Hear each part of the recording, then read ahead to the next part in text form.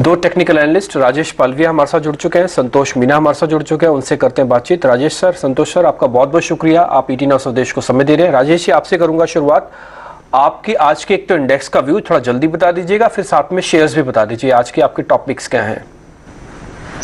तो देखिए डिम्पी जी, कल के सेशन में एक करेक्शन जरूर देखने को मिला था, लेकिन लोअर साइड से एक रिकवरी बनी थी और जो कि कल हम वापस 17,200 के ऊपर क्लोज होते हुए दिखे। तो अब हमें लगता है कि जिस तरीके से मार्केट में 17,000 के आसपास एक अच्छा सपोर्ट बना हुआ, मल्टीपल टाइम देखें, मल्टीपल इवेंट पे 17,000 के आसपास से निफ्टी ने सपोर्ट लिया है। हालांकि अगर हम डेटा देखें तो 17,300 17,400 की स्ट्राइक पे काफी एग्रेसिव कॉल राइटिंग है करंट वीकली एक्सपायरी की। तो हमें लगता है कि यहाँ से पुलबैक जो आना तो चाहिए यहाँ से, और वो जो आएगा वो करीब 17,350 17,400 तक यहाँ से एक्सटेंड होते हुए दिख सकता है। वो एक इंपॉर्टेंट लेवल रहेगा 17,400 का। अगर वो लेवल को हम अगर क्रॉस करते हैं अगले एक या दो ट्रेडिंग सेशन में, तो काफी बड़ा शॉर्ट कवरिंग का मूव यहाँ पे निफ्टी में बनते हुए दिख सकता है। फिर निफ्टी में हमें यहाँ से एक अच्छा अपमूव कंटिन्यू होते हुए दिख सकता है। बट अभी हमें लगता है टाइम बीइंग के लिए एक रेंज बाउंड ट्रेड रहेगा 17,150 से लेकर 17,350, ये एक रेंज रहेगी जहां पे हमें निफ्टी में प्ले आउट होते हुए देख सकते हैं। तो डिप मिलती है टुवर्ड 17,150, वो एक बाइंग अपॉर्चुनिटी होगी। टुवर्ड 17,350 वहां पे प्रॉफिट बुक करें। बैंक निफ्टी के सेटअप में देखें तो बैंक निफ्टी में 38,500 यहाँ से एक इंपॉर्टेंट रेजिस्टेंस है। अगर वो लेवल को बैंक निफ्टी क्रॉस कर लेता है तो ये एक्सटेंड होना चाहिए अपमूव, जो कि इसको 39,000 39,200 की तरफ लेके जा सकता है। कल के सेशन में 38,500 39,000 पे काफी कॉल राइटिंग देखने को मिली। तो लगता है कि आज के सेशन में 38,500 पहला रेजिस्टेंस जोन रहेगा, जहां पे अगर वो क्रॉस कर पाते तो एक्सटेंड होते हुए दिख सकते हैं। सपोर्ट की बात करें तो 37,800 ये एक इंपॉर्टेंट लेवल है। जब तक इसके ऊपर ट्रेड कर रहे हैं हमें लगता है कि बैंक निफ्टी भी एक पुलबैक यहाँ से देते हुए दिख सकता है। स्टॉक स्पेसिफिक बात करें, कल के सेशन में मेटल स्पेस में काफी अच्छा बाइंग एक्शन देखने को मिला। तो पहला स्टॉक हमारा जो है वो मेटल स्पेस से है, उसमें टाटा स्टील हमें यहाँ पे काफी प्रॉमिसिंग लग रहा है। अगर इसका डेली सेटअप देखें तो स्टॉक में जिस तरीके से स्ट्रेंथ बनी हुई है, हमें लगता है यहाँ पे टाटा स्टील को बाय करना चाहिए। 1255 1260 तक की अपसाइड के टारगेट टाटा स्टील में आते हुए दिख सकते हैं। तो 1195 का स्टॉप लॉस सजेस्ट करेंगे। दूसरा सेक्टर जो यहाँ पे हमें प्रॉमिसिंग लग रहा है वो है फार्मा का। कल काफी अच्छी बाइंग एक्शन कुछ फार्मा स्टॉक्स में देखने को मिली। तो हमें यहाँ पे सिप्ला का सेटअप काफी अच्छा लग रहा है। जिस तरीके से कल डे हाई पे आके स्टॉक क्लोज हुआ है कंसोलिडेशन के बाद, तो यहाँ पे सिप्ला में हमें लगता है 970 तक की अपसाइड आते हुए दिख सकती है। 935 के स्टॉप लॉस से सिप्ला बाय करने की सलाह रहेगी। तो तीसरा स्टॉक जो अट्रैक्टिव लग रहा है वो है पीएसयू बैंक से, और उसमें हम कैनरा बैंक के साथ जाना चाहेंगे। कैनरा बैंक में एक कंटिन्यूटी बनी हुई है अप ट्रेंड की। वोलेटाइल मार्केट में भी स्टॉक एक नैरो रेंज में कंसोलिडेट होते हुए दिख रहा है, और जिस तरीके से इसमें strength across all time frame बनी हुई है, हमें लगता है कैनरा बैंक यहाँ से 272 की तरफ बढ़ता हुआ दिख सकता है।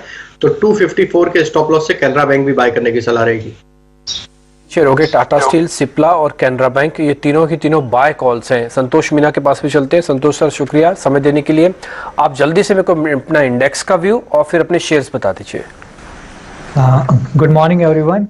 कल के ट्रेडिंग सेशन में एक इंपॉर्टेंट चीज देखने को मिली। मार्केट ओवरसोल्ड थे काफी ज्यादा और इंपॉर्टेंट सपोर्ट लेवल के आसपास कल मॉर्निंग में पैनिक देखने को मिला था। उस पैनिक में कई वीक हैंड्स बाहर हो गए, और अच्छी बात यह कि उससे मार्केट काफी लाइट हो गया है।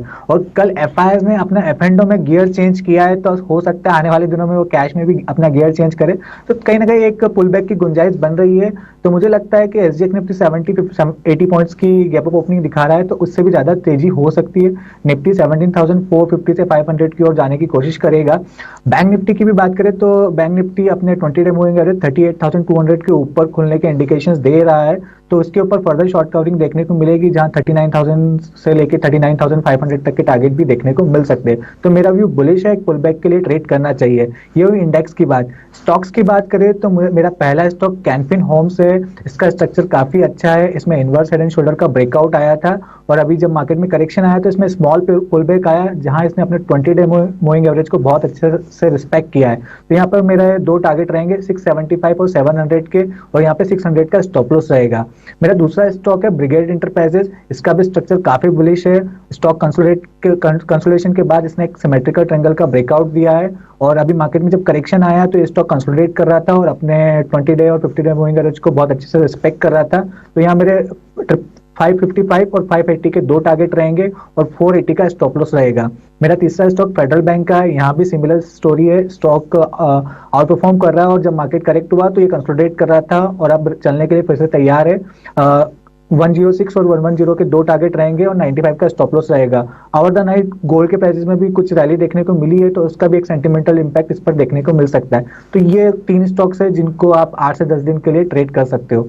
कैनफिन होम्स तो खैर इम्पैक्ट डालेगा भी, क्योंकि पॉलिसी भी है, और साथ ही फेडरल बैंक पे भी इम्पैक्ट आएगा, ब्रिगेड पे भी इम्पैक्ट आएगा। रियल एस्टेट की कंपनी है और तीनों शेयर आपने थोड़े इंटरेस्ट रेट सेंसिटिव भी चुने हैं, तीनों पे बाय कॉल्स है। एक छोटे से ब्रेक का समय हो गया। ब्रेक से पहले आपको बता दें गुरांग शाह भी हमारे साथ जुड़ चुके हैं, उनसे जरा करेंगे बातचीत। बस एक छोटे से ब्रेक के बाद लौट रहे हैं, क्योंकि आज वेदांता की खबर आई है कि वो रिस्ट्रक्चरिंग नहीं करने वाले हैं।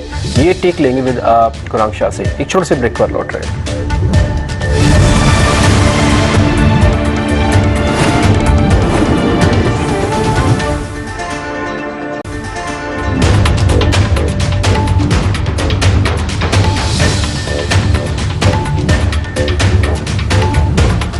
ब्रेक के बाद एक बार फिर आपका स्वागत है। आप देख रहे हैं इंडिया स्वदेश, और अब चलिए पूरा पैनल तो हमारे साथ बना ही हुआ है, हमारे साथ टेक्निकल एक्सपर्ट्स हमारे बने हुए हैं। अब हमारे साथ फंडामेंटल नजरिया देने के लिए गौरांग शाह भी बने हैं और सारी टीम तैयार है आपको इंपॉर्टेंट अपडेट्स देने के लिए। हमारे साथ अर्शेषा बनी हुई है, वेदांता रिस्ट्रक्चरिंग न्यूज पर अपडेट देंगी।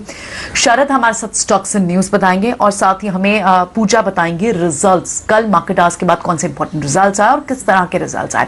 चलिए पहले ये समझ लेते हैं वेदांता पर रिस्ट्रक्चरिंग की न्यूज पर क्या अपडेट है। हमने देखा था कि कंपनी ने क्लियर किया है कि वो रिस्ट्रक्चरिंग के प्लान को अब कॉल ऑफ कर रही है। किस वजह से, क्या रीजन साइट किया उन्होंने, अर्शेषा बता रही है हमें। अर्शेषा बताएं। 17 नवंबर 2021 को वेदांता के बोर्ड ऑफ डायरेक्टर्स ने डिसाइड किया था कि वेदांता अपने कॉर्पोरेट स्ट्रक्चर को रिव्यू करेगा। कल 8 फरवरी को कंपनी ने इन्फॉर्म किया है एक्सचेंजेस को कि रिव्यू प्रोसेस कंप्लीट हो चुका है, और कंपनी ने डिसाइड किया है कि कंपनी का कैपिटल स्ट्रक्चर ऑप्टिमल है और उसमें कोई भी तरह के चेंज की जरूरत नहीं है। कंपनी कोई भी कॉर्पोरेट रिस्ट्रक्चरिंग इंक्लूडिंग डीमर्जर या स्पिन ऑफ नहीं करेगा। स्टॉक रिएक्शन की बात करें तो जब कंपनी ने डिक्लेयर किया था कि वो अपना कॉर्पोरेट स्ट्रक्चर रिव्यू करेगा, तब स्टॉक ने काफी नेगेटिवली रिएक्ट किया था। स्टॉक उस दिन 8.5% से गिरा था, लेकिन उस दिन से आज तक स्टॉक ने 9.2% गेन किया है। बीपीसीएल बिड की बात करें तो कंपनी ने उस पर भी क्लैरिफिकेशन दिया है कि अगर कंपनी बीपीसीएल का अपना बिड जीत जाती है और एक्विजिशन होता है तो वो प्रॉफिट शेयरिंग अरेंजमेंट या मैनेजमेंट फी मॉडल के बेसिस पर होगा, और एक specific fund with a strategic investor setup होगा, और वेदांता की बैलेंस शीट लेवरेज नहीं की जाएगी इस पर्टिकुलर बीपीसीएल एक्विजिशन के लिए। जेपी मॉर्गन ने एक वेदांता पे नोट भी निकाली है, जहां उन्होंने कहा कि उन्होंने वेदांता को अंडरवेट अपग्रेड कर दिया है ओवरवेट पर न्यूट्रल रेटिंग से, और target price 465 rupees per share का दिया है। सो ऑल इन ऑल हम ये कह सकते हैं कि कंपनी का कॉर्पोरेट स्ट्रक्चर यही रहेगा, उसमें कोई भी चेंज नहीं देखने मिलेगा, और बीपीसीएल के एक्विजिशन के लिए एक स्पेसिफिक फंड और एक स्ट्रैटेजिक इन्वेस्टर लिया जाएगा, और वेदांता के बैलेंस शीट पे इसका कोई इम्पैक्ट नहीं आएगा।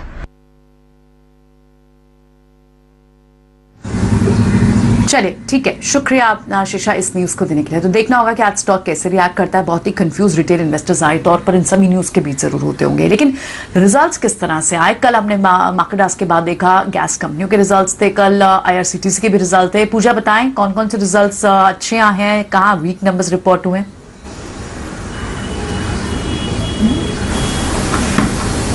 जी, वायदा बाजार से भी काफी सारे नतीजे आए हैं, कैश सेगमेंट से भी ढेर सारे नंबर्स आए हैं। हम आपको एक एक करके बताते हैं। वायदा बाजार में बाटा ने अपने नतीजे घोषित किए और अच्छे नतीजे दिखाई दे रहे हैं। आय पर में अगर देखेंगे तो 36% की ग्रोथ है, और मुनाफा 26% से बढ़कर 26 करोड़ से बढ़कर 72 करोड़ इस बार कंपनी ने दर्ज किया है। इसके अलावा कामकाजी मुनाफे में भी करीब 40% से ज्यादा की ग्रोथ देखी गई है।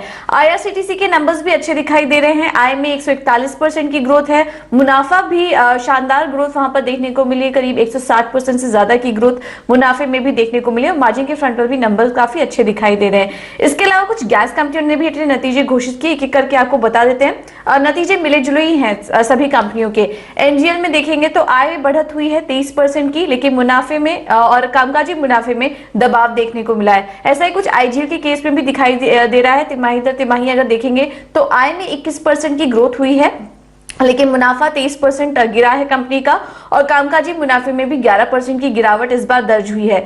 गुजरात गैस के भी नतीजे जो हैं वो भी मिले जुले नजर आ रहे हैं। आय में हम देखेंगे एक शानदार ग्रोथ देखने को मिली है। 2890 करोड़ से बढ़कर आय की जो फिगर्स आए हैं वो 5241 करोड़ आए हैं, लेकिन यहाँ पर भी देखिए मुनाफे में गिरावट देखने को मिली है। एनएमडीसी के नतीजे भी मिले जुले दिखाई दे रहे हैं। आय बढ़ी है कंपनी की 34% से, लेकिन मुनाफा 5% घटा है और कामकाजी मुनाफे में भी करीब 5.5% की गिरावट इस बार कंपनी ने दर्ज की है। अब आते हैं कुछ कैश सेगमेंट के नतीजों में, तो यहाँ पर बीएसई ने अपने नतीजे घोषित किए। आय 121 करोड़ से बढ़कर 190 करोड़ के पास कंपनी ने दर्ज की है। अच्छे ग्रोथ यहाँ पर देखने को मिली है और मुनाफा भी करीब करीब दोगुना हो चुका है। 32 करोड़ से बढ़कर 61 करोड़ के फिगर्स कंपनी ने पोस्ट किए हैं। और आखिर में बात करते हैं जेके पेपर की, यहाँ पर भी ग्रोथ काफी अच्छी दिखाई दे रही है, नतीजे अच्छे हैं। आय 944 करोड़ से बढ़कर 1023 करोड़ की कंपनी ने पोस्ट की है और मुनाफे में भी अच्छी बढ़त देखने को मिली है। 118 करोड़ से बढ़कर जो मुनाफे का फिगर आया है इस बार वो 151 करोड़ का आया है। तो आय और टॉप लाइन और बॉटम लाइन दोनों में ही हम देख रहे हैं कि अच्छी ग्रोथ इस बार कंपनी ने दर्ज की। नंबर्स थे जो आप अपनी स्क्रीन पर देख भी पा रहे थे, न केवल सर नतीजे बल्कि कुछ एक अहम खबरें भी आप नोटिस कर लीजिए, फिर गुरांक्षा के पास चलेंगे, उनका व्यू पॉइंट भी लेंगे। तो स्टॉक्स इन न्यूज़ आज के बताने के लिए शरद हमारे साथ जुड़े हैं। शरद बताइए आप। जी बिल्कुल, आपका मेटल स्पेस जो है फोकस में है और यहाँ पे एल्यूमिनियम प्राइसेस में बढ़ोतरी देखने मिली है। लगभग 5.5% जो है एक ग्रोथ देखने मिला है पिछले 3 सेशंस में। और देखा जाए तो नाल्को में अगर $100 प्रति टन चेंज आती है तो एबिटा में 7% का उछाल आता है। हिंडाल्को में अगर यही मूवमेंट देखा जाए तो सेंसिटिविटी 4 से लेके 5% तक होती है। और वेदांता ये भी फोकस में, यहाँ पे भी 3 से 4% का एबिटा का अपटिक देखने मिल सकता है। जो इंपॉर्टेंट रीजंस है एल्यूमिनियम प्राइसेस की बढ़ोतरी के लिए, सबसे पहले है कि अच्छी डिमांड देखने मिल रही है आपकी ई व्हीकल्स के लिए। टाइट सप्लाई चल रही है और ग्लोबली जो यूक्रेन क्राइसिस है और जो एनर्जी क्राइसिस है इसके कारण जो दाम में बढ़ोतरी देखने मिल रही है। एस्कॉच भी फोकस में रहेगा यहाँ पे, ऑटो सेक्टर की कंपनी। यहाँ पे गाइडेंस में जो है कॉशियस स्टांस दिया गया है नियर टर्म के लिए। और जो FY22 के लिए जो इंडस्ट्री वॉल्यूम गाइडेंस है उसका लगभग 4 से 6% का डिक्लाइन हो चुका है। अगर ईयर टू डेट बेसिस में देखें तो लगभग इंडस्ट्री का 3% वॉल्यूम डिक्लाइन हुआ है। और कंपनी ने और भी कहा है कि जो प्राइस हाइक्स है वो जो है वो स्टार्ट कर सकते हैं फेस्टिव सीजन के बाद। और FY22 की जो EPS है वो लगभग 3 से लेकर 4% तक इस क्वार्टर में कटौती देखने जा सकती है। OMC कंपनीज भी रहेंगे फोकस पर। यहाँ पे जो है एयर इंडिया की जो OMC कंपनीज है वहाँ पे बकाया भुगतान जो है कर दिया गया है और ये पूरी कंप्लीट हो गई है। HPCL BPCL के जो प्रत्येक लगभग 900 करोड़ का जो है भुगतान किया गया है। और अगर IOC की बात करें तो 2000 करोड़ रुपए का जो है बकाया भुगतान किया गया है। और आखिर में BSE रहेगा फोकस में। यहाँ पे बोर्ड ने जो है 2 शेयर पर 1 बोनस शेयर जारी करने की मंजूरी दे दी है।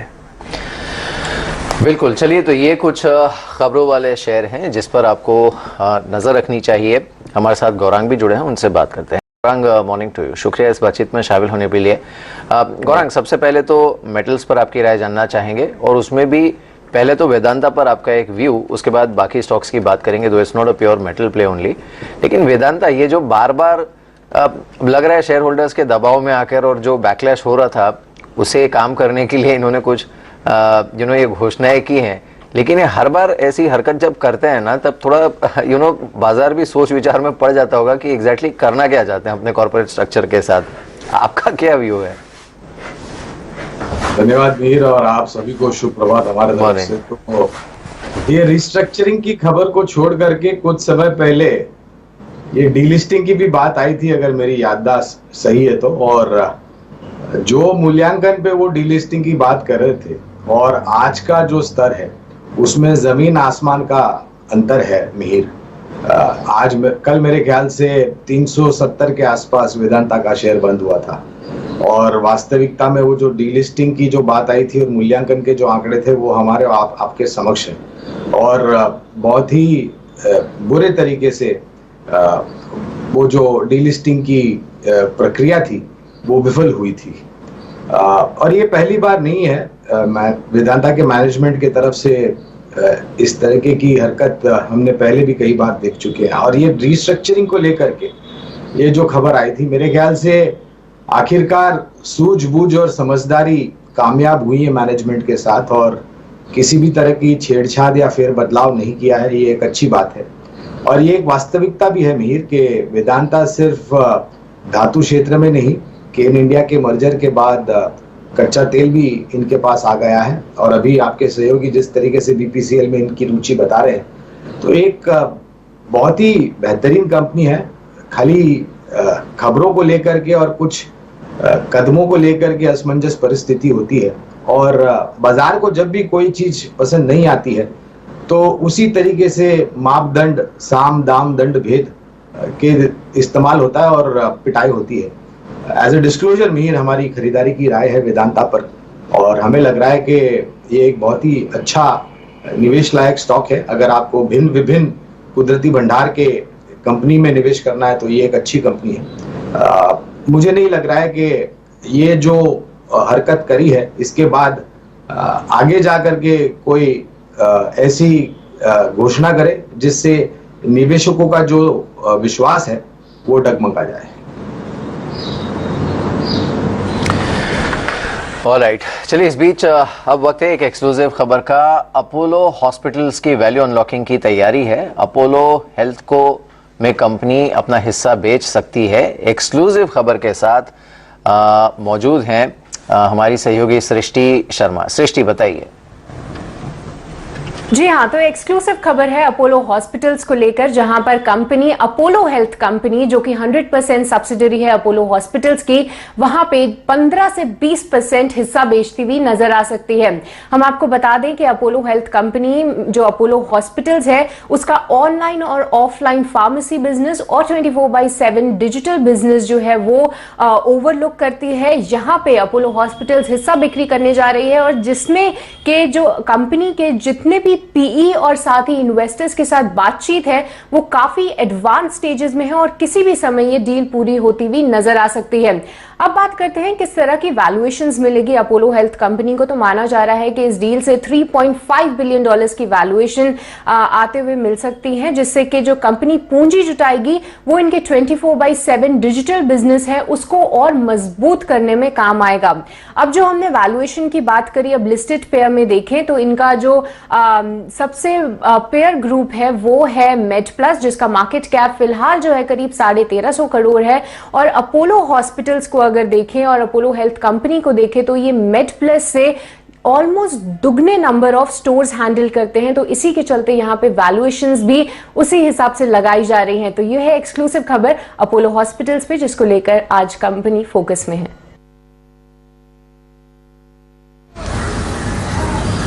ऑलराइट, ठीक है सृष्टि, बहुत बहुत शुक्रिया इस एक्सक्लूसिव जानकारी के लिए। तो अपोलो हॉस्पिटल में वैल्यू अनलॉकिंग की तैयारी हो रही है, एक्सक्लूसिव खबर देते हुए सृष्टि, शुक्रिया सृष्टि। बढ़ते हैं आगे, एक बार हमारे एक्सपर्ट से भी स्टॉक्स पर राय जान लेते हैं, किस तरह का एक्शन देखने को मिल सकता है। हमारे साथ हमारे दोनों एक्सपर्ट्स बने हुए हैं, हमारे साथ संतोष मीना भी हैं। संतोष, क्या लग रहा है आपको आज जिस तरह से नंबर्स के बाद हमने देखा कि एक्सपोर्ट्स ने अपने गाइडेंस घटा दिए है, यहाँ पर उन्हें लग रहा है कि थोड़ा सा लेकर डिमांड को लेकर कॉशियसनेस दिखाई दे रहा है। जहां पर एक तरफ ऑटो पैक है, ऑटो पैक आपको एक अच्छी स्पर्ट दिखाई दे रहा है 4 व्हीकल और उनकी अलग है, 4 व्हीकल्स हो 2 व्हीकल्स हो, वहां एक अच्छा मोमेंटम दिख रहा है। लेकिन ट्रैक्टर स्पेस में आपको क्या दिख रहा है? स्कॉट्स आज किस तरह की मूवमेंट दिखा सकता है अगर आप टेक्निकल चार्ट्स पर एक बार उसका चार्ट चेक करें तो?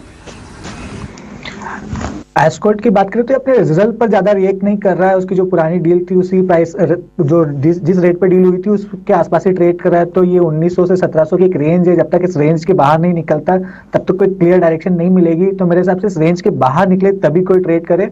ओवरऑल स्ट्रक्चर पॉजिटिव ही है, लेकिन 1900 के ऊपर निकलता है तब तेजी के लिए कॉन्फिडेंस लौटेगा और नीचे अगर 1700 के नीचे क्लोजिंग देता है तो फिर कोई वीकनेस देखने को मिल सकती है।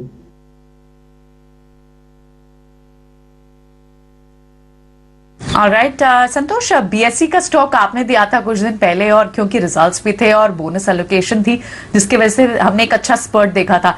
अभी बीएसई में बने रहना चाहिए या फिर अभी आप प्रॉफिट बुक करवा रहे हैं?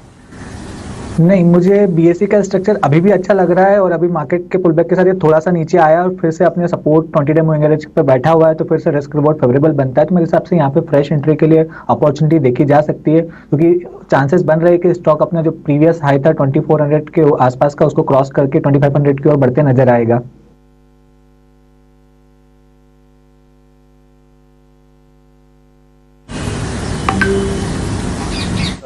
आप इस समय चलिए एक थोड़ा ब्रॉडर व्यू भी ले लेते हैं आपका। आज भले ही हम देख रहे हैं कि रुझान थोड़ा ठीक है, एसजीएक्स निफ्टी पर भी स्ट्रेंथ दिख रही है, लेकिन बाजार एक ऐसे मोड़ पर खड़ा है जहां पर ये एक सिग्नल का इंतजार शायद करेगा आरबीआई की तरफ से।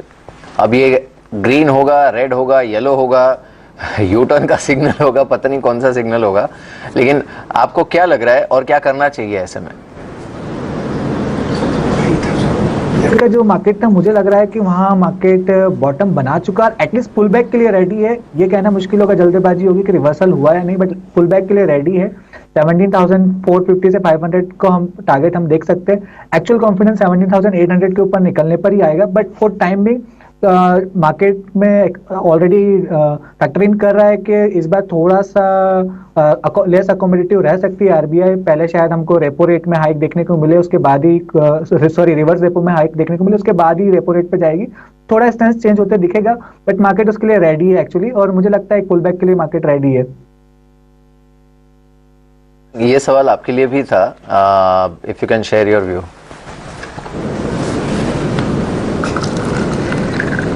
हमसे सवाल कर रहे हैं मीर? जी गौरांग, आप ही से सवाल था। क्षमा चाहता हूं। तो अमीर, जो वातावरण है और जो परिस्थिति है उसको मद्देनजर रखते हुए, और अमूमन मेरे ख्याल से सभी लोग का यही मानना है कि कल 10 फरवरी को एमपीसी के जो मेंबरान हैं वो यही दर्शाएंगे गवर्नर साहब को कि कोई बदलाव न किया जाए ब्याज दरों में। रिपो और रिवर्स रिपो को लेकर के देखना पड़ेगा कि क्या रणनीति है, और खास करके हमें लग रहा है कि अगर कोई फेर बदलाव होना है ब्याज दरों की, मैं बात कर रहा हूँ, तो वो 2022 के दूसरे आधे में, यानी कि जुलाई या जुलाई के पश्चात किसी भी तरह की बदलाव की आप आशंका रख सकते हैं, और वो भी कोई बड़ा नहीं होगा, मेरे ख्याल से धीरे धीरे होगा, मापदंड के ध्यान में रखेंगे। और जो परिस्थिति है महामारी को लेकर के, उसको भी नजरअंदाज नहीं करना चाहिए, क्योंकि अभी हम जूझ रहे हैं उस महामारी को लेकर के। हाँ, गवर्नर साहब के तरफ से जो टिप्पणियां होगी अर्थव्यवस्था को लेकर के, विकास दर को लेकर के, उसमें मेरी ज्यादा रुचि रहेगी। और पिछली बार भी जिस तरीके से घोषणा की थी गवर्नर साहब ने, अगर ये न्यू नॉर्मल के तहत अनलॉकिंग अच्छी तरीके से जमीनी स्तर पर लागू हो गया और कोई बड़े बुरी खबरें हमें नहीं सुनने मिली, तो मेरे ख्याल से विकास दर भी तेजी पकड़ सकती है, और उसके साथ साथ जो प्रगति है वो भी धीरे धीरे आगे बढ़ सकती है। महंगाई दर को लेकर के क्या उनकी टिप्पणियां हैं, यह भी महत्वपूर्ण रहेगा।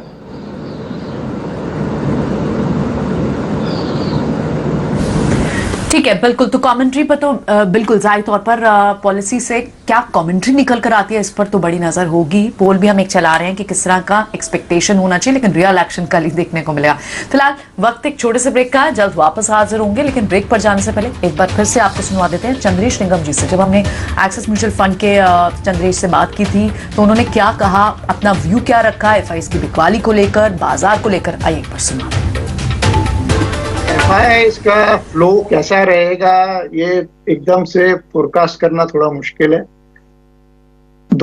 उसमें भी दो फोर्सेस हैं, एक तो कि भाई ग्लोबल वॉलेटिलिटी रहेगी तो एक रिस्क ऑफ हो सकता है, पर दूसरे कई लोगों का मानना ये भी है कि अगर यूएस और बड़ी अदर इकोनॉमीज में बहुत ज्यादा हलचल और वॉलेटिलिटी रहेगी तो कौन सी इकोनॉमीज को इस साल बेनिफिट होना चाहिए। पीपल आर टॉकिंग अबाउट कि डॉलर वीकर होगा वगैरह, जिससे जो कि हमेशा से इमर्जिंग मार्केट्स के लिए पॉजिटिव रहा है।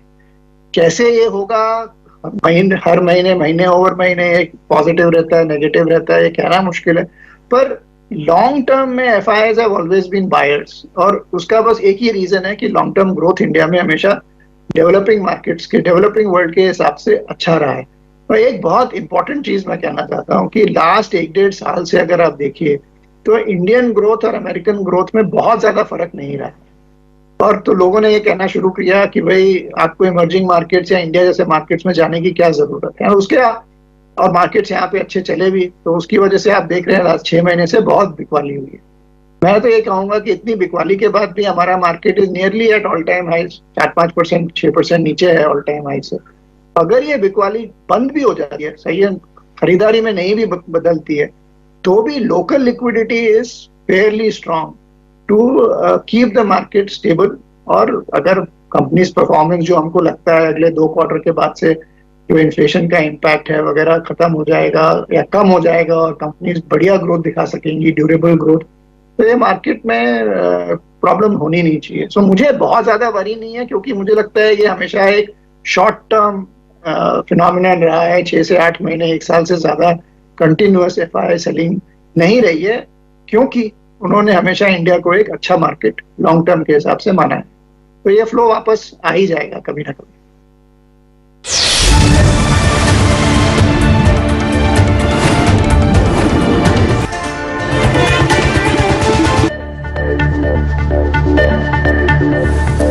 ब्रेक के बाद एक बार फिर आपका स्वागत है और अब हमारे साथ अजय भी जुड़ गए हैं स्टूडियो से। अजय, मॉर्निंग कैसा एक्शन आज हो सकता है, क्योंकि एक यूएस मार्केट से आप देखें तो वहां तो एक रीबाउंड सेशन था और कल जिस तरह से टेक्निकल चार्ट्स भी निफ्टी के दिख रहे थे, लग रहा था कि we are in for another rebound session. यहाँ से कैसी चाल दिख सकती है अब? Good morning Mihir, good morning Priyanka. Priyanka देखिए, हम लोग 4 दिन के एक नरमी और प्रेशर वाले ट्रेड के साथ इस समय खड़े हुए जंक्चर पे, जहां पे एक तरफ ग्लोबल क्यूज की तरफ हम देख रहे हैं और दूसरी नजर हम कमेंट्री फ्रॉम आरबीआई गवर्नर की तरफ देख रहे हैं। और सबको पता है कि थोड़ा कमेंट्री 10 से 15-20 डिग्री जो है वो अल्ट्रा कॉशियस और अल्ट्रा लूज से थोड़ा सा स्ट्रांग होता है। यही रीजन है कि आपकी बॉन्ड यील्ड जो है लगातार पिछले हफ्ते बढ़ती आई हैं। तो 2 एरिया से मैं व्यूअर्स को, जो पोजिशनल ट्रेडर्स हैं और इन्वेस्टर्स हैं, नजर रखने को बोलूंगा। एक तो है पीएसयू बैंकिंग पैक। जिस हिसाब से इनके क्वार्टरली नंबर्स आए, क्योंकि यील्ड प्रेशर में थी, क्योंकि बैंकिंग पूरा प्रेशर में था, इस हिसाब से रिएक्शन नहीं आया है सिवाय एसबीआई के। तो अगर एक बार ये आरबीआई पॉलिसी की commentary out of the way हो गई और बाजार थोड़ा सा भी स्टेबलाइज होगा, तो PSU banking pack 5 stock, SBI, BOB, Canara bank, union bank, Indian bank, यहां पे काफी पोटेंशियल है एक जंप का। ये मुझे फीडबैक मिला जब मैंने बड़े प्लेयर्स से बाजार में बात की। दूसरा आपका मेटल पैक है एक्स स्टील। कल भी अगर आप शाम को आप नंबर देखें नोवेलिस के या आप जेएसपीएल के भी नंबर देखें, हेल्दी नंबर्स हैं। प्योरली आप वर्सेस एक्सपेक्टेशन मत देखिए, हेल्दी नंबर है। सिर्फ टाटा स्टील रिजल्ट के बाद चला, बाकी पूरा पैक थोड़ा सा हिकअप्स लेके चल रहा है। वेदांता में ऑफकोर्स कैपिटल एलोकेशन की दूसरी स्टोरी है, बट ये पैक है जो इंटरेस्ट एरिया है बाजार का, जहां बाजार स्टेबलाइज हुआ लोग चढ़ जाएंगे। और 16,600 का लो था, हम लोग 17,300 पे तो है ही है, तो थोड़ा 400-500 पॉइंट वहां पे आ ही गए। तो मुझे लगता है कि स्प्रिंग पूरी दबी हुई है, जहां बाजार थोड़ा स्टेबलाइज हुआ एक रिबाउंड आएगा। ये एरियाज आपको नजर पे रखने चाहिए।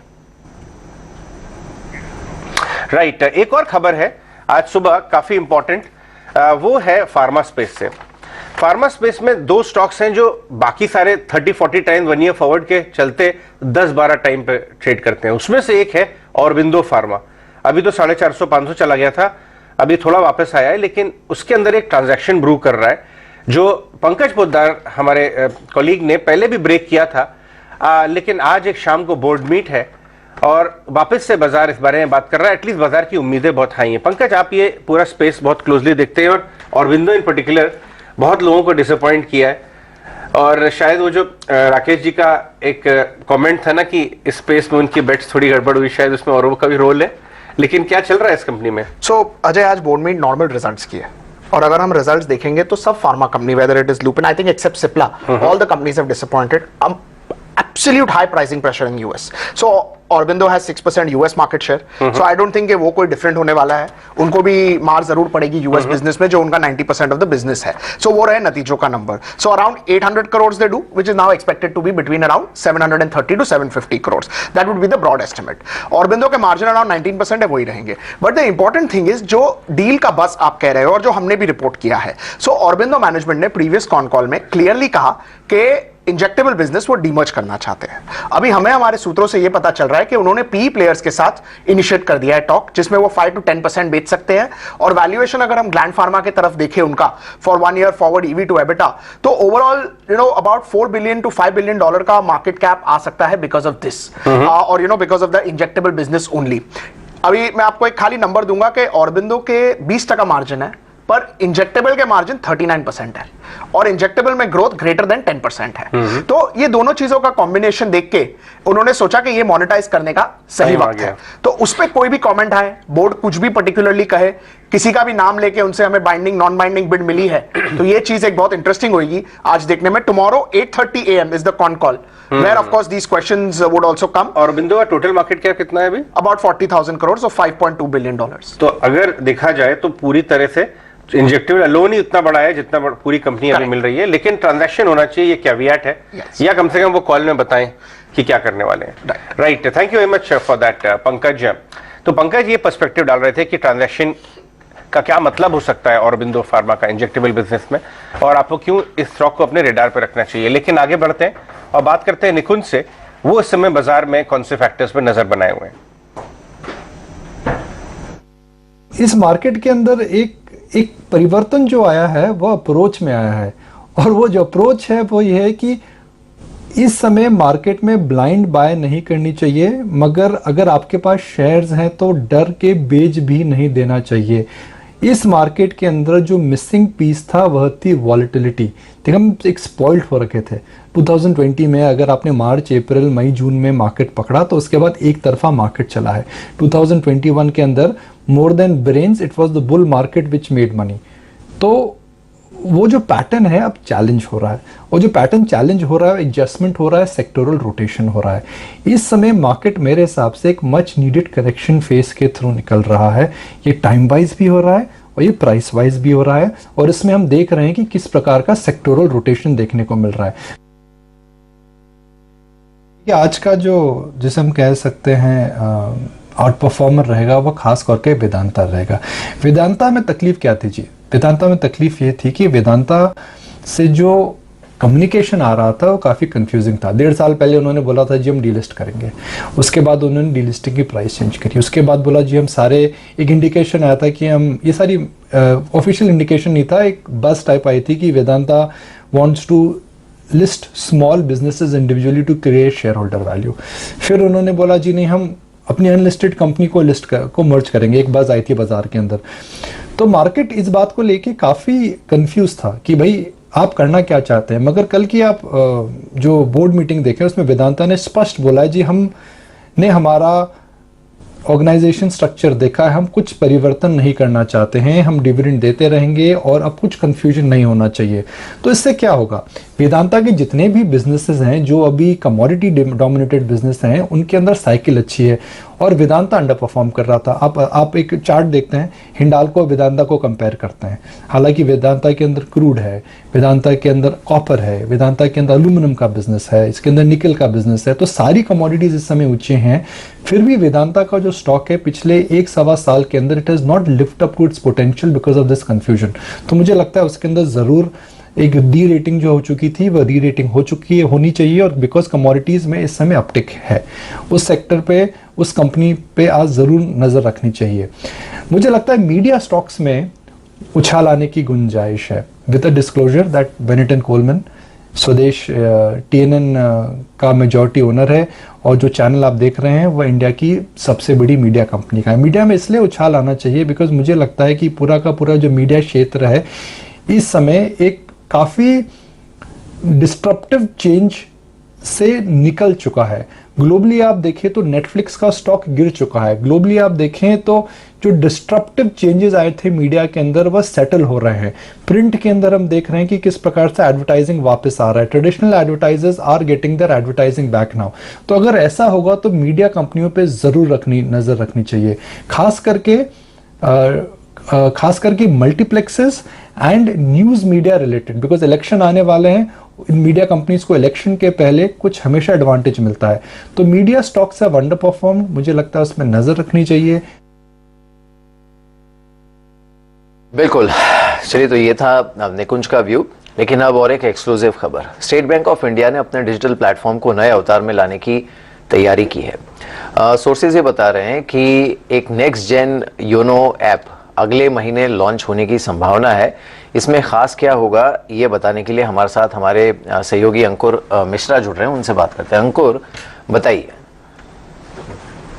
जी हाँ, state bank of India YONO को एक नए अवतार में लाने की तैयारी कर रहा है, और हमें जो जानकारी मिली है उसके मुताबिक नेक्स्ट जेन योनो को अगले महीने तक लॉन्च किया जा सकता है. ये जो नया रिवैम्प वर्जन होगा इसमें एक तो इंटीग्रेशन होगा डिफरेंट जो प्रोडक्ट्स हैं जो योनो ऑफर कर रहा है। साथ ही साथ आइडिया ये है कि पे पर यूज मॉडल को भुनाया जाए। जो छोटे बैंक्स हैं, रूरल बैंक्स हैं, कोऑपरेटिव बैंक्स हैं, उनके पास इतनी बैंडविड्थ नहीं है कि वो अपना डिजिटल फुटप्रिंट को बढ़ा सकें, तो योनो के जरिए वो बैकएंड में इंटीग्रेशन होने के बाद वो योनो के जरिए इसको यूज कर सकते हैं और जो लेंडर है वो पे पर यूज मॉडल के तहत उन बैंक्स को चार्ज कर सकता है। तो एक कमाई का जरिया भी हो सकता है, एक एक्स्ट्रा कमाई का जरिया हो सकता है योनो के जरिए स्टेट बैंक ऑफ इंडिया, और इसकी रीच काफी ज्यादा हो सकती है उन सरकारी बैंकों पे या फिर उन छोटे बैंकों पे जिनके पास वो डिजिटल फुटप्रिंट की बैंडविड्थ नहीं है। अगर हम इसके योनो की साइज की बात करें तो Q3 नंबर्स में ही बैंक ने बताया था कि 67% सेविंग्स अकाउंट योनो के जरिए खोले गए हैं और साथ ही साथ जो 30% रिटेल एसेट अकाउंट्स हैं वो भी योनो पर ही खोले गए हैं। तो इसकी रीच को बढ़ाना है और साथ ही साथ नए कस्टमर्स को जोड़ना है। राइट अंकुर, धन्यवाद। बहुत ही अच्छी स्टोरी अंकुर लाते हुए हमारे व्यूअर्स के लिए कि SBI का जो योनो ऐप है और जो न्यू बैंक जैसा बिजनेस है जो डिजिटल, उस पर एक नया वर्जन आ रहा है, अपग्रेडेड वर्जन। गौरांग से डिस्कस करते हैं। गौरांग, हमने देखा कि योनो जो है बहुत ही धीमी गति से लेकिन बहुत स्टेडीली काफी बड़ा बन गया है SBI के लिए, और SBI के मैनेजमेंट ने खुद ये बोला है कि करीब करीब $40 बिलियन का है वैल्यूएशन इसका, और बाजार मानने लगा है कि इनफैक्ट ज्यादा भी हो सकता है, 45-50 बिलियन के आसपास, और बहुत बढ़िया कारोबार कर रहा है योनो के तहत। आपको लगता है कि ये एक बड़ा वैल्यू अनलॉकिंग ट्रिगर हो सकता है SBI के लिए फ्यूचर में, 1-2 साल आगे, इमीडिएट नियर टर्म में नहीं, लेकिन ये एक ठोस, एक सॉलिड बिजनेस और वैल्यू प्रोपोजिशन SBI के लिए बनता जा रहा है उनका डिजिटल पार्ट? धन्यवाद अजय, और आपको भी सुप्रभात हमारे तरफ से। तो हम मानते हैं कि आपको, यानी कि बैंकिंग क्षेत्र में न तो सिर्फ सरकारी बैंकों को मगर निजी क्षेत्र को बैंकों को अपने जो प्लेटफॉर्म्स है वो बहुत ही सक्षम रूप से मजबूत और सुरक्षित करना चाहिए, और खास करके ऐसे वातावरण में अजय जब हम न्यू नॉर्मल के तहत जी रहे हैं, और आज वास्तविकता ये भी है कि इंटरनेट कनेक्टिविटी सिर्फ बड़े या छोटे शहरों तक सीमित नहीं रही है, दूर दराज गाँव में भी ये उपलब्ध है, और धीरे धीरे करके जिस तरीके से इसका उपयोग हो रहा है। और मेरा मानना ये भी है कि RBI ने एक समय पर एक नोट भी जारी करी थी और बैंकों को हिदायत दी थी कि आप अपना जो इंटरनेट रिलेटेड प्लेटफॉर्म्स है और जहां पर आप ये सब सुविधाएं उपलब्ध कराते हैं, आप उसको मजबूत बनाएं और सुरक्षित बनाएं, जिसको लेकर के जो हैकिंग या फिर डेटा थेफ्ट की जो एक भय रहता है वो दूर हो जाए। ये नेक्स्ट जेन योनो को लेकर के जो कदम उठाए, मेरे ख्याल से एक बहुत ही सही दशा और दिशा में कदम है। एज ए डिस्क्लोजर अजय, क्योंकि हम बात कर रहे हैं, तो ये जो तीसरी नतीजे के आंकड़े हमने देखे SBI के, उसको देखने के बाद हमने हमारा लक्ष्य ऊपर के तरफ साधा है और करीबन 620 से लेकर के 630 के लक्ष्य हम SBI पर लेकर के चल रहे हैं।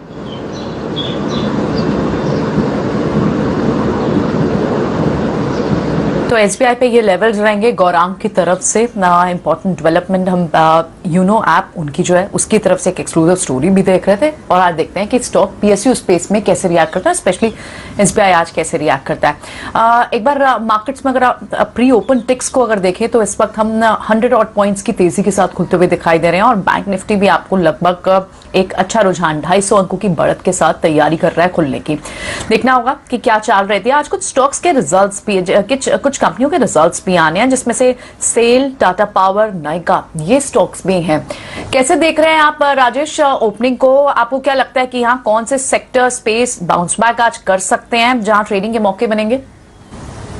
तो प्रियंका जी देखिए, हम जिस जगह अब खुल रहे हैं यहाँ पे हम 17,300 17,400 के बीच में अब ओपन हो रहे हैं, जहाँ पे की मेजर कॉल राइटिंग है। अगर हम देखें 17,300 पे करीब 52 लाख शेयर का ओपन इंटरेस्ट ओपन था कल के सेशन में, और 17,400 पे 51 लाख शेयर्स का। तो ऑलमोस्ट ये 1 करोड़ शेयर का ओपन इंटरेस्ट जो ये दोनों स्ट्राइक पे है, ये कहीं ना कहीं चैलेंज पे आते हुए दिखेंगे ओपनिंग के बाद, और हमें लगता है कि एक शॉर्ट कवरिंग का मूव ओपनिंग में बनते हुए दिख सकता है। 17,300 के कॉल राइटर्स अपनी पोजीशन अनवाइंड करते हुए दिख सकते हैं। तो यहाँ से मूव एक्सटेंड होकर 17,400 17,450 की तरफ भी आज के सेशन में एक्सटेंड होते हुए दिख सकता है। तो अगर हम 17,350 17,360 के आसपास अगर ओपन होते तो 17,300 के स्टॉप लॉस से अपनी लॉन्ग पोजीशन को होल्ड रखना चाहिए। और हमें लगता है ड्यूरिंग द डे 17,400 450 की तरफ मार्केट बिल्कुल अटेम्प्ट करते हुए दिखेगा। सेक्टर में हमें लगता है आज के सेशन में जिस तरीके से गैप अप ओपनिंग हो रही, कल जो कंटिन्यूटी बनी थी जिन सेक्टर में, आज भी वहां पे बाइंग इंटरेस्ट बनता हुआ दिखेगा। तो मेटल, फार्मा और पीएसयू बैंक के तीन स्पेस हमें लगता है कि यहाँ पे एक अच्छा अपमूव आज के सेशन में कंटिन्यू होते हुए दिखेगा और कहीं ना कहीं यही सेक्टर से इंडेक्स पे एक अच्छा सपोर्ट बनते हुए दिखेगा। तो हमारा फोकस मेटल, फार्मा और पीएसयू बैंक पे रहेगा। बिल्कुल। संतोष, आप कुछ ऐड करना चाहेंगे लास्ट मिनट स्टॉक्स? अभी आप लोगों ने एक अपोलो हॉस्पिटल की स्टोरी डिस्कस की थी। मुझे अपोलो हॉस्पिटल का चार्ट स्ट्रक्चर अच्छा लग रहा है क्योंकि एक अच्छे करेक्शन के बाद अपने 200 दिन पे अच्छा बेस बनाकर चलने की तैयारी में है और मुझे लगता है एक शायद ये अनाउंसमेंट आ सकता है कि निफ्टी 50 में ये शामिल हो जाए। तो इस स्टॉक पे नजर रखना चाहिए। जैसे 4700 के ऊपर निकलता है कि इसमें अच्छी रैली देखने को मिल सकती है, स्टॉक 5200 की ओर भी बढ़ सकता है। तो यहाँ पर एक 4300 के स्टॉप लॉस से इसमें बाइंग पोजीशन बनाई जा सकती है। 4514 का लेवल है और आप कह रहे हैं 4300 के आसपास स्टॉप लॉस रख के 5200 टारगेट के लिए। ओके, करीब 2.5% ऊपर है आज के ट्रेड में। वैसे भी थोड़ी मजबूती के साथ ही बाजार खुलेगा। आज संकेत जिस तरह के थे उसी लाइन पर करीब आधे % से ज्यादा की स्ट्रेंथ के साथ निफ्टी 17,350 के पार खुलने की संभावना इस समय लग रही है और साथ ही बैंकिंग में भी अच्छा रुझान। अब ये देखना होगा कि खुलने के बाद मार्केट क्या सस्टेन करता है, खासकर जो सेकेंड हाफ है, कल पॉलिसी भी है, तो कहीं वो जो एक रिस्क ऑफ सेंटिमेंट होता है वो बस हावी नहीं होना चाहिए मार्केट पर। उम्मीद तो यही करते हैं, लेकिन हाँ ये जरूर है। एक बार देख लेते हैं कुछ एक स्टॉक्स जहां पर खबरें भी हमने देखी थी, जैसे वेदांता है या फिर बीएसई है, इन सब पर नजर रखेंगे कि ये खुलने के बाद किस तरह का संकेत दिखाते हैं। वेदांता करीब आधे % ऊपर माफी दिख रहा है, 2-2.5 रुपए की मजबूती यहाँ पर हो सकता है आज खुलने के बाद देखने को मिले। बीएसई में भी करीब आधे 1% की स्ट्रेंथ देखने को मिल रही है, लेकिन हाँ खबर जो है वो इन दोनों ही काउंटर्स पर अहम है, उस पर हमें नजर रखनी पड़ेगी। लेकिन आज मार्केट को इन लेवल्स के आसपास होल्ड करने के लिए और सेंटिमेंट को सस्टेन करने के लिए एक तो बैंकिंग और दूसरा जो बाकी हैवी वेट्स हैं उनकी तरफ से सपोर्ट मिलना जरूरी है। ओएमसीज पर और ऑयल मार्केटिंग, जो ऑयल एंड गैस स्पेस के बाकी स्टॉक्स हैं उस पर हमें नजर रखनी चाहिए। ये जो क्रूड की थोड़ी बहुत सॉफ्टनेस है और साथ ही जो जियोपॉलिटिकल टेंशन को कम करने की कोशिश जो इंटरनेशनल लेवल पर इस समय चल रही है रशिया और यूक्रेन के बीच, उसका हो सकता है एक पॉजिटिव रब ऑफ हमें ग्लोबल मार्केट्स में देखने को मिले, तो उस पर हमारी नजर रहेगी। लेकिन खुला है मार्केट और संकेत जिस तरह के थे उसी तर्ज पर, तो अच्छी ओपनिंग यहाँ पर मार्केट की होते हुए मजबूत शुरुआत। सेंसेक्स करीब आधे % से ज्यादा की स्ट्रेंथ 58,105 अंक के लेवल्स पर है और निफ्टी 90 पॉइंट्स ऊपर 17,350 के आसपास ये इस समय ट्रेड कर रहा है। निफ्टी बैंक 200 से ज्यादा अंकों की मजबूती 38,256 का लेवल यहाँ पर देखने को मिल रहा है और जैसा शुरुआत में होता भी है उसी तर्ज पर, तो एडवांस डिक्लाइन भी ठीक ही यहाँ पर लग रहा है। एक बार देख लेते हैं जो टॉप गेनर्स हैं उन स्टॉक्स को अगर हम देखें तो यहाँ पर हिंडाल्को है जहाँ पर अच्छी मजबूती देखने को मिल रही है। इसके अलावा Bajaj Finserv, Tech Mahindra, ONGC, Titan, Infosys, Tata Steel, Maruti Suzuki, ये कुछ काउंटर्स हैं जहाँ पर अच्छा रुझान है। टाइटन करीब 1% ऊपर इस समय ट्रेड कर रहा है। जो लूजर्स हैं उसमें आईओसी सबसे ऊपर है, इनफैक्ट ये वॉल्यूम के साथ थोड़ा सा ड्रॉप देख रहा है, तो आईओसी करीब 2% नीचे है। साथ ही सन फार्मा, भारती एयरटेल, एचडीएफसी लाइफ, ये कुछ काउंटर्स हैं जहां पर रुझान थोड़ा सा नेगेटिव है। लेकिन अच्छी चीज ये है कि निफ्टी 17,350 के पार है इस समय, 100 से ज्यादा अंकों की मजबूती यहाँ पर और सेंसेक्स 360 पॉइंट ऊपर इस समय ट्रेड कर रहा है। 250 से ज्यादा अंकों की मजबूती निफ्टी बैंक पर इस समय देखने को मिल रही है। प्रियंका, मिड कैप में क्या एक्शन है? बिल्कुल मिहिर, देखिए आज बैंक से आपको स्ट्रेंथ दिखाई दे रही है फिर से वापस, और जिस तरह से आपने निफ्टी काउंटर्स की बात की, अब मिड कैप में अगर बात करें तो देखिए आईआरसीटीसी के कल रिजल्ट्स आए और उसके बाद आज स्टॉक रिएक्ट करता हुआ लगभग 3% तेज आपको आईआरसीटीसी दिखाई दे रहा है। आपको आईटी पैक्स एंड माइंडट्री अब फिर से एक रीबाउंड सेशन के मूड में है। पिछले 3 दिन से आप तेजी देख रहे हैं मिड कैप स्पेस में। माइंडट्री, कुफोर्ज, ये काउंटर्स आज फिर से आपको वापस एक्शन में आज भी दिख रहे हैं और इसके अलावा आपको एचएएल, आरती इंडस्ट्रीज, कल हमने यहाँ भी एक अच्छा स्पर्ट देखा था और आज भी आपको ये स्टॉक एक्शन में दिखाई दे रहा है। इनफैक्ट आपको आईटी टेक से मिड कैप स्पेस में हमें पहले फर्स्ट 10 काउंटर्स में दिख जाएंगे। माइंडट्री, कोफोर्ज, टाटा एलेक्सी, एल&टी टेक, इन काउंटर्स में आज आपको स्पर्ट दिखाई दे रहा है। इसके अलावा आपको जी एंटरटेनमेंट के स्टॉक पे भी आपको एक्शन दिखाई दे रहा है। हमने आज सुबह मीडिया स्टॉक्स की बात भी की थी और आपको फिर से एक्शन में दिखाई देंगे केमिकल स्पेस और PSU, mid cap and small space से आपको बैंक्स लाइक फेडरल बैंक ये एक्शन में दिखाई दे रहे हैं। होटल स्टॉक्स पे भी एक बार नजर मिहिर होगी। इंडियन होटल्स आज आपको फिर से तेज दिखाई दे रहा है, तो ये कुछ एक्शन आपको मिड कैप स्पेस से दिखाई दे रहा है। तो क्लियरली टेक्नोलॉजी स्पेस एक बाउंस बैक जहां कर रहा है, वहां पर आपको रिजल्ट्स पर रिएक्ट करते हुए काउंटर्स क्लियरली दिखाई दे रहे हैं। राजेश, क्या देख रहे हैं आप मॉर्निंग ट्रेड के बाद, किस तरह की पिक्स आइडेंटिफाई कर पा रहे हैं? तो बिल्कुल देखिए प्रियंका जी, बैंकिंग स्टॉक्स में तो एक अच्छा मूव बनते हुए दिख रहा है। उसके साथ फार्मा स्पेस को भी यहाँ पे फोकस में रखना चाहिए। डीवीज लैब का सेटअप यहाँ पे काफी अट्रैक्टिव बनते हुए दिख रहा है। 4300 के ऊपर अब स्टॉक ट्रेड कर रहा है, तो हमें लगता है डीवीज लैब को यहाँ पे ओपनिंग के बाद जिस तरीके से एक्शन बना, इसको बाय करना चाहिए। यहाँ पे हमें लगता है ये स्टॉक 4370 इवन 4400 की तरफ भी बढ़ते हुए दिख सकता है। तो 4260 का स्टॉप लॉस रखेंगे और डीवीज लैब पे बाय करने के लिए हम यहाँ पे सलाह देंगे। दूसरा हमें लगता है यहाँ पे बैंकिंग स्पेस में कोटक बैंक को भी फोकस में रखना चाहिए। कोटक बैंक में अगर देखें तो एक करेक्शन के बाद स्टॉक जिस तरीके से वापस 1820 के ऊपर अब ट्रेड करते हुए दिख रहा है, तो हमें लगता है कोटक बैंक भी यहाँ से एक स्ट्रेंथ यहाँ पे एक्सटेंड करते हुए दिख सकता है। तो कोटक बैंक में हमें लगता है जो टारगेट आना चाहिए करीब 1870 तक की अपसाइड के टारगेट आते हुए दिख सकते हैं। तो 1802 के स्टॉप लॉस से कोटक बैंक को भी यहाँ पे बाय किया जा सकता है। राइट देखिए, वेदांता में इस समय करेक्शन आता हुआ नजर आ रहा है। डायरेक्टर साहब, लास्ट एक महीने का ग्राफ देखिए, बाजार हमेशा एक्चुअल न्यूज फ्लो के आगे चलता है, चाहे वो सही है गलत, लेकिन बात तो फैक्ट है। अगर आप देखिए तो 315 वाला वेदांता 370 हो चुका है। अगर आप लंबा ग्राफ देखिए 3 महीने का, एक महीने भी 10% मतलब 35 रुपए 40 रुपए, तो ये थोड़ा चल गया है स्टॉक। अदरवाइज न्यूज फ्लो काफी पॉजिटिव है। अगर कंपनी खुद बाहर आके कह रही है, और सबसे बड़ा इश्यू उनका पॉलिसी के अपने कैपिटल एलोकेशन पॉलिसी पे फ्लिप फ्लॉप, कभी डीमर्जर, कभी रीस्ट्रक्चरिंग, कभी डीलिस्टिंग, बाजार कंफ्यूज था। देखिए 3 महीने में 50 रुपए चला, ये 15 से 20%, इसलिए थोड़ा प्रॉफिट टेकिंग आ रही है, लेकिन ये पॉजिटिव है न्यूज। आप इसको थोड़ा समय दीजिए, देखिए फिर। दूसरा पॉइंट है ज्वेलरी स्टॉक्स को लेके आइए, टाइटन पर्टिकुलरली, और गोल्ड फाइनेंसिंग कंपनीज। उसका रीजन ये है कि लास्ट 10 दिन के अंदर गोल्ड में कुछ नहीं तो कम से कम 10 से 12% का इजाफा हुआ है गोल्ड प्राइस में, और गोल्ड प्राइसेस ऑलरेडी एक तरह से इन्फ्लेशन का हेज माना जाता है। जिस तरह से इन्फ्लेशन का स्केयर आ रहा है, गोल्ड चल रहा है। गोल्ड फाइनेंस कंपनीज के लिए ये पॉजिटिव होता है, क्योंकि बैठे बैठे आपका 45,000 वाला गोल्ड 50,000 अगर हो गया, तो आपकी वैल्यू जो आपके पास सेफ्टी है, अपने लोन जो आपने राइट किया है, तो ये स्टॉक्स को भी आपको एक तरह से अपने रेडार पे रखना चाहिए।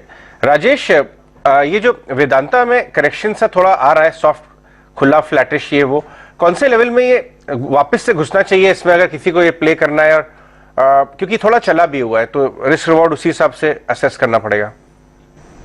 तो देखिए वेदांता की स्पेसिफिकली बात करें तो देखिए ओवरऑल सेटअप तो इसका पॉजिटिव है, और जिस तरीके से स्टॉक अभी 365 360 के ऊपर ट्रेड करते हुए दिख रहा है, तो हमें लगता है कि यही एक इम्पॉर्टेंट लेवल है। 360 का लेवल काफी इंपॉर्टेंट है। अगर कोई माइनर डिप मिलता है तो उसको उसके आसपास अगर मिलता है तो वहां बाय करना चाहिए, और 355 के आसपास का स्टॉप लॉस रखें। जिस तरीके के सेटअप बने हुए हमें लगता है ये स्टॉक जैसे ही 378 380 का जोन क्रॉस करेगा तो ये अपमूव यहाँ से एक्सटेंड होते हुए भी दिख सकता है, क्योंकि अगर इसकी अक्रॉस ऑल टाइम फ्रेम देखें तो स्टॉक एक बुलिश टेरिटरी में ट्रेड कर रहा है। वीकली सेटअप के हिसाब से स्टॉक में लास्ट वीक की अगर हम देखें तो एक डाउन स्लोपिंग ट्रेंड लाइन का ब्रेकआउट एक कंसोलिडेशन के बाद होते हुए दिखा है। तो स्ट्रेंथ तो इसमें बनी हुई है। अगर कोई डिप मिलती है किसी भी रीजन से तो 360 के आसपास अगर ये अवेलेबल होता है तो बिल्कुल वहां पे बाय करना चाहिए। 355 स्टॉप लॉस रखें। अपसाइड में हमारे जो प्रोजेक्शन है सेटअप के हिसाब से वो आना चाहिए करीब 395 400 तक के। संतोष, रेडिंगटन के चार्ट पर जरा रीड करके बताइए। रेडिंगटन कल शाम को बेस्ट क्वार्टरली प्रॉफिट आया इसके अंदर, लेकिन ये स्टॉक थोड़ा अटक के आज चलिए 5-5.5% ऊपर है, लेकिन इसमें एक सेलिंग होती रहती है, कभी फंड्स का ब्लॉक आ जाता है, मतलब सप्लाई बराबर रहता है। चार्ट्स पे क्या लग रहा है? स्टॉक का चार्ट स्ट्रक्चर काफी अच्छा हो रहा है। एक कंसोलिडेशन के बाद पुल बैक दिया था, इसने 155 पे सपोर्ट लिया, लेकिन हम एक चीज देखें तो जुलाई 2021 से स्टॉक 170 180 के सप्लाई जोन को क्रॉस नहीं कर पाता है, बट मुझे लगता है आने वाले समय में ये लेवल क्रॉस करेगा और जैसे ही ये लेवल क्रॉस होंगे एक बड़ी तेजी देखने को मिलेगी। बट फॉर टाइमिंग चांसेस लग रहे हैं कि वापस से 175 से 180 के रेजिस्टेंस जोन की ओर एटलीस्ट वहां तक तो जा सकता है, फिर जैसे उस जोन को क्रॉस करेगा फिर बड़ी तेजी देखने को मिलेगी। तो नीचे 155 से 160 का एक अच्छा सपोर्ट एरिया बन चुका है इसके लिए। आज सुबह बाजार खुलने से पहले हमने बात की थी कि आपको कंजम्पशन के साथ साथ जो ट्रैवल रिलेटेड स्टॉक्स हैं उन पर भी नजर रखनी चाहिए, क्योंकि एक जिसे हम कहते हैं एक कैचअप करने के लिए जो लोग बहुत समय से ट्रैवल नहीं कर पाए हैं वो अब निकल कर बाहर आ सकते हैं। तो देखिए इंडियन होटल्स पर काफ़ी अच्छा रुझान देखने को मिल रहा है, इंटरग्लोब पर तो है ही अच्छा रुझान, यानी इंडिगो पर, साथ ही IRCTC रिजल्ट्स के बाद यहाँ पर करीब 2.5% का मूव है और ये भी इन लेवल्स के आसपास बड़ा इंटरेस्टिंग है, 859 860 के आसपास। और ये जो ट्रैवल रिलेटेड स्टॉक्स हैं, अब वैसे भी ट्रैवल सीजन जो भारत के लिए होता है in terms of summer break, वो भी अप्रोच कर रहा है एंड फॉर्चुनेटली इस समय कोविड का सिनेरियो जो है उसमें ये लग रहा है कि ये सीजन इस बार डीरेल नहीं होगा। आपका व्यू क्या है ट्रैवल रिलेटेड स्टॉक्स पर, चाहे वो हॉस्पिटैलिटी हो, एविएशन हो या फिर और? तो मीर हॉस्पिटैलिटी सेक्टर को लेकर के हमारा नजरिया ये है कि अभी कुछ समय लगेगा नॉर्मल सी आने के लिए, अगर आप हमें पूछे तो, क्योंकि खबरों पर निर्भर करता है। लेकिन उड़ान क्षेत्र यानी कि एविएशन का जो आप जिक्र कर रहे हैं, वहां पर IPO के समय से हमने खरीदारी की राय बरकरार रखी है और आज के तारीख में भी बुनियादी तर्क के आधार पर हमें इंटरग्लोब एविएशन, जो कि भारत में सबसे बड़ी LCC model low cost carrier जिसे हम कहते हैं, मूल्यांकन को लेकर के अच्छे लग रहे हैं और नतीजे भी जो आए थे फिलहाल तीसरी तिमाही के, वो भी जो अनुमान था कमोबन उसके ऊपर खरे उतरे हैं। और मैं उम्मीद करता हूं कि अगर ज्यादा तकलीफ या ज्यादा बुरी खबर नहीं आई और ये अनलॉकिंग और भी आगे बढ़ गया तो इंटरग्लोब एविएशन एक बेहतर विकल्प होगा। नजर रखिएगा। इस बीच 17,400 के पार निफ्टी निकल गया है, 142 पॉइंट्स की तेजी है और सेंसेक्स करीब 500 पॉइंट ऊपर। निफ्टी बैंक भी आज खुलकर पार्टिसिपेट कर रहा है, करीब 350 से ज्यादा अंकों की तेजी यहाँ पर है। अब ये निफ्टी बैंक में या फिर जो बैंकिंग स्टॉक्स है उसमें गौरांग, चलिए एक तो पॉलिसी का ट्रिगर जो है वो तो है ही, लेकिन साथ ही इकोनॉमिक रिकवरी का जो ट्रिगर है, क्रेडिट ऑफटेक का जो ट्रिगर है और इंटरेस्ट रेट्स का जो ट्रिगर है, ये सारे मिलकर प्ले करेंगे इस पर, इस पूरे स्पेस पर। आपकी टॉप 3 पिक्स यहाँ पर कौन सी हैं बैंक्स में?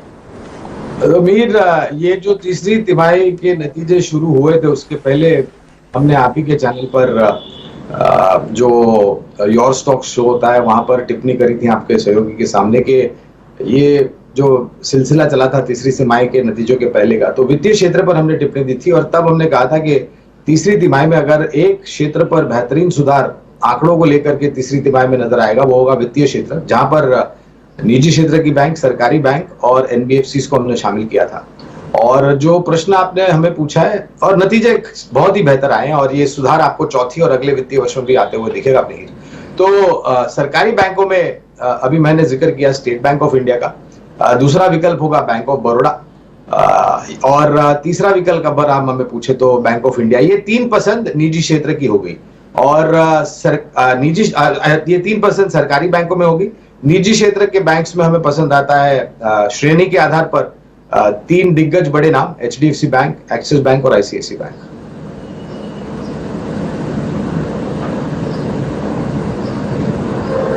राइट गौरांग,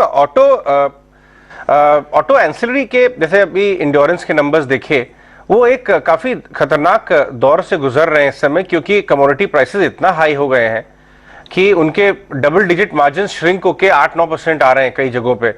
आपको लगता है ये इसकी वजह से, देखिए 8% इंड्योरेंस टेक नीचे है आज, इसकी वजह से जो अपॉर्चुनिटी मिल रही है डिक्लाइन की, इसमें जमा करनी चाहिए top of the line auto ancillary companies, क्योंकि ऑटो सेक्टर तो एक्चुअली अब एक बहुत लंबे समय के, एक बहुत लंबे अंतराल के एक खराब फेज से बाहर आता हुआ नजर आ रहा है और एक दो क्वार्टर का मामला है ये मार्जिन प्रेशर और शायद सुधर जाएगा तो ये अक्यूमुलेट करने चाहिए, ऐसा व्यू है क्या?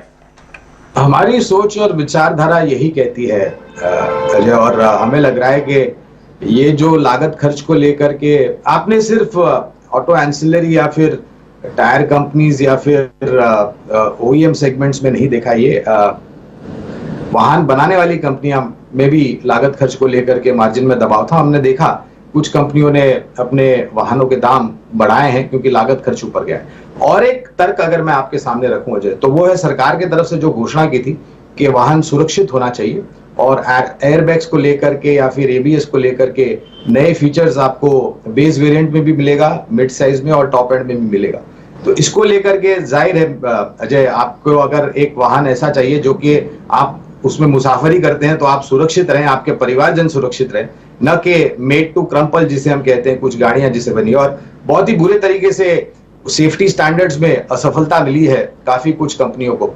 तो ये स्तर जो है ये ऊपर आना चाहिए और उसके लिए जाहिर है आपको ज्यादा दाम देने पड़ेंगे। तो एंड्योरेंस टेक्नोलॉजी जैसी कंपनियां हैं या फिर बॉश जैसी कंपनियां हैं, मिंडा इंडस्ट्रीज हैं, मदरसन सुमी है, महिंद्रा सीआई ऑटोमोटिव है, ये सब पर लंबी अवधि के लिए हमारी खरीदारी की राय है। और एंड्योरेंस टेक की जो आप जिक्र कर रहे हैं कि ये जो 6-7% के नीचे के दायरे देख रहे हैं, अगर छोटी मध्यम अवधि की विचारधारा छोड़ दे और लंबी अवधि की अगर आप बात करें तो ये बढ़िया मौका है खरीदारी करने का।